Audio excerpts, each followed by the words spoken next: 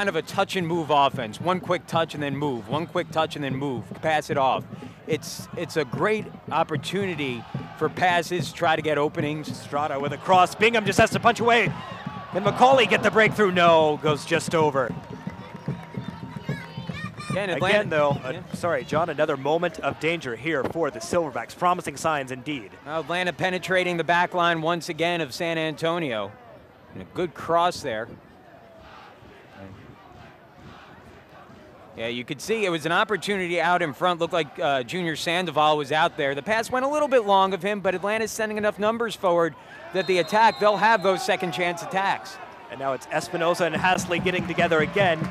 And it will be Hasley getting his yellow card. And that was a little bit more legit, certainly, than the previous call. And Hasley pretty physical there. He's got the incredulous look on his face, but I thought a fair call there.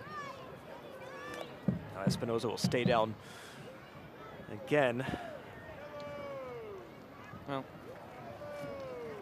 trying to get back up to his feet. And take another look at it here.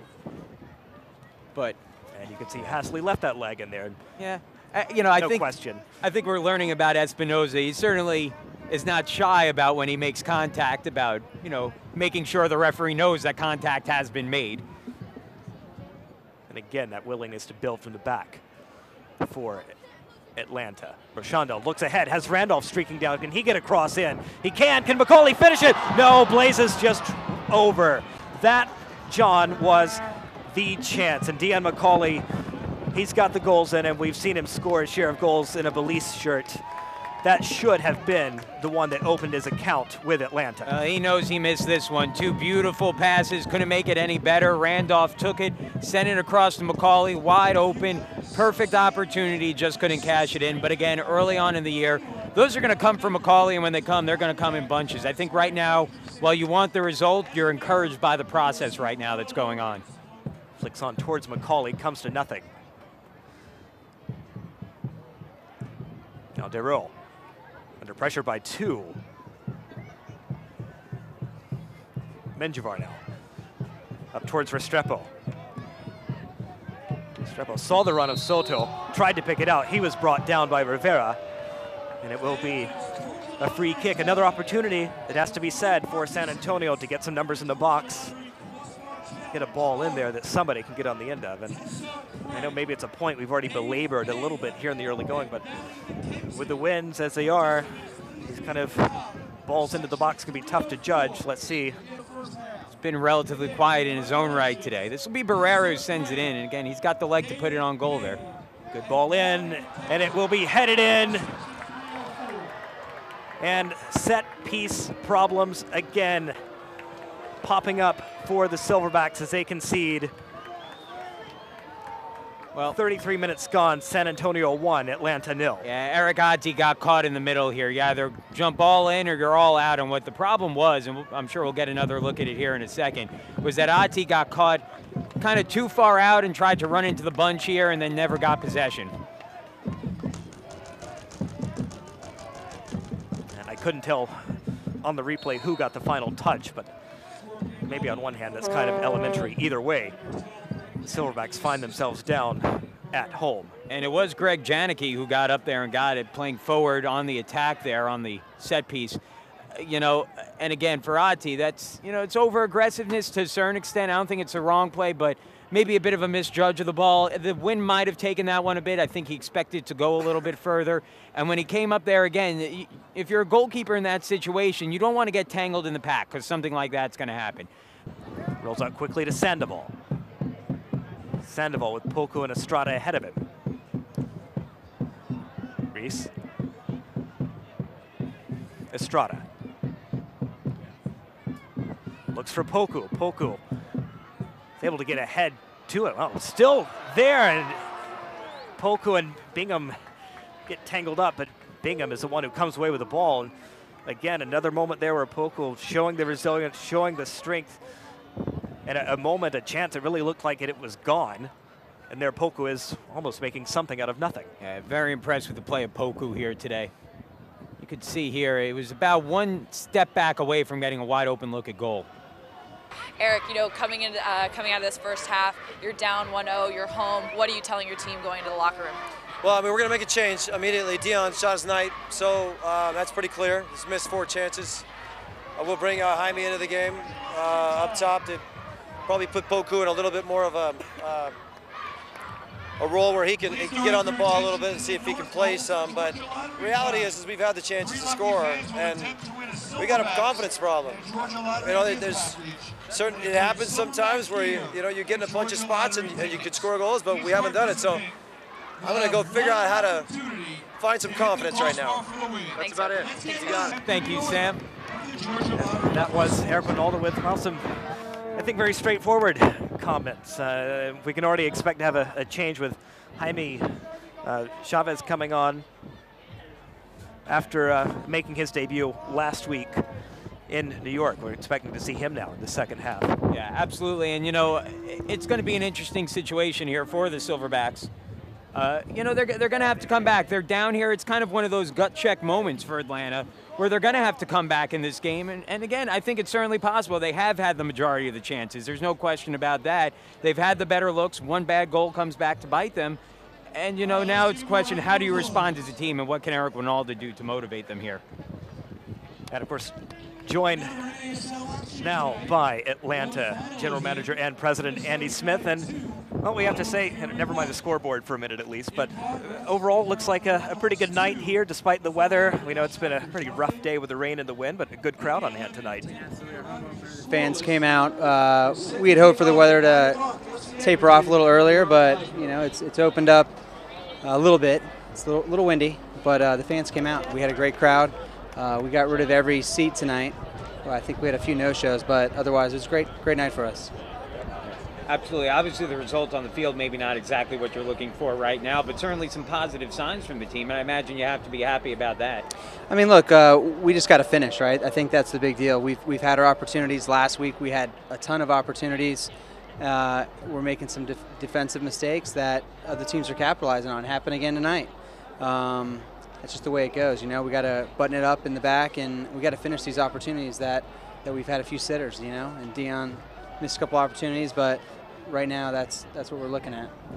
And Andy, we were talking in the pregame about how, you know, maybe this spring season, with it being a shorter season, it is a good opportunity for this new side, a lot of new faces as compared to last year. It's a good opportunity for them to come together. Is that kind of the goal with this spring season, being that it's so much shorter than the fall season? Well, absolutely. I mean, we are a team that's had significant turnover. We've had some players actually playing for the other team tonight that were with us last year. Some players we lost due to, I guess, free agency, you could call it, and some had some opportunities elsewhere. NASCO going to MLS. But that's sort of how we've been. You know, we are the land of opportunity. We bring in players. They shine, they show, and they go on to bigger and better things sometimes. But, yeah, the spring season being short and sweet, you don't have time for error, right? As much as we would love to say that it's our chance to sort of put it together and then get ready. It's not that case. I mean, like every other team, we want to win this season, win an opportunity to host the championship game again. But so far, we got our work cut out for us. Great free kick by Danny Barrera to give you that 1-0 lead in the first half. What's the strategy going into the second half? We've got to maybe do a little bit better job collectively defensively. We're out 1-0. We've got to close out this game. Thanks so much. Good luck. All right, thank you. Back to you guys. All right, thanks, Sam. Sandoval throws back to Randolph. Sandoval working against Barajo. Cross in towards Estrada. Touches on for Garcia. Was he fouled? Oh, is that in the box? No, it's been given just outside. I think some of the Silverbacks fans wanted it. We got to take another look here because I think he was probably about half a step in. Now, again, referees don't like to issue penalty kicks in these situations, but it was close. The question is, where was the contact initiated? You see Garcia coming up here at the top of the box. Yeah, it was outside. That was the right call, Yep. just outside.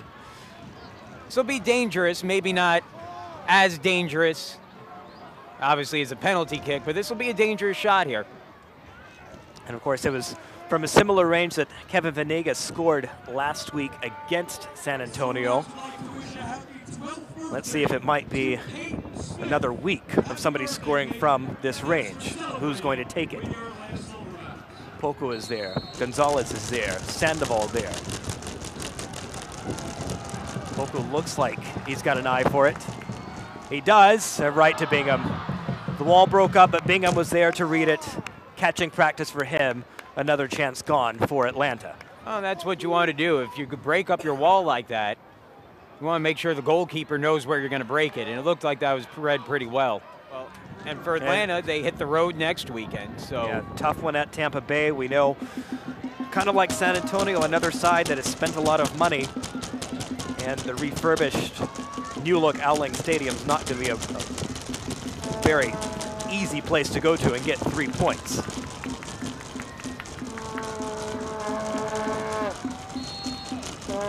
Burgos standing over this. Ball in, headed in! And the Silverbacks have their lifeline. Well, that was the play they've been looking for the whole time. The cross in by Burgos, the tremendous finish by Junior Sandoval on the header, and the Silverbacks on the board, 2-1 the score. Life for the Silverbacks in this one. And John, before Burgos took that free kick, I was tempted to say that if the Silverbacks didn't make this one count, maybe that was going to be their chance gone to get back into this game. Maybe I should have said it. I would have looked a lot better if I had. Well, as it is the lifeline the Silverbacks needed, and now it definitely is game on. It sets up a very nervy conclusion to this match for San Antonio. And I'll tell you look back at that goal, didn't take much for Junior Sandoval there. It was a great shot put on by Burgos. One Junior to another. And, you know, Junior put it right on. Junior Sandoval just had to redirect it with his head, didn't have to try to do too much, came flying through, did just that, sent it past the goalkeeper Bingham. Atlanta on the board for the first time this season, and now the pressure put on back on San Antonio here as they try to hold on late. All right, as it is back to reality now after talking about everything that could have happened. Man down here, by the way, on this free kick coming up with Soto on the sideline. Burgos flicked on just wide. Another chance that just went begging for Atlanta. That had everything again but the finish. A little try to heel tap there. I believe that was Rashondo once again in the middle of the action. Came breaking in. Another good ball there from Burgos. It was right behind Rashondo. So now Burgos. By DeRue, excuse me. We've already seen Burgos deliver a couple of very dangerous, very telling free kicks. One of which resulted in the Silverbacks' lifeline back into this one. Can he deliver again? Sandoval right in the middle there, but I'll tell you, Rashondo's been dangerous on these so far today, and we'll see what he could do here. He's in the middle as well.